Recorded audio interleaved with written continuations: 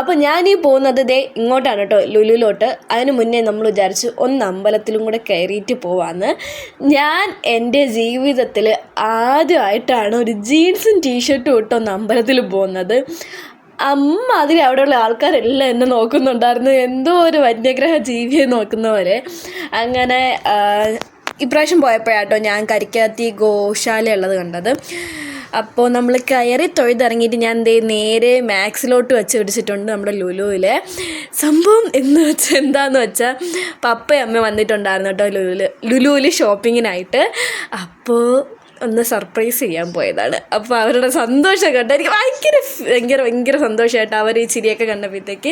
അങ്ങനെ എന്തായാലും പോയ വഴിക്ക് എനിക്കും കിട്ടി 2 ടീഷർട്ട്. അങ്ങനെ നമ്മൾ 2 ഡ്രസ്സൊക്കെ എടുത്തിട്ട് നമ്മളവിടെ നിന്ന് ഇറങ്ങി കേട്ടോ. നമുക്കിങ്ങനെ പ്രതീക്ഷിക്കാതെ നമുക്ക് കാണാൻ ഭയങ്കര സന്തോഷമാണല്ലോ അല്ലേ.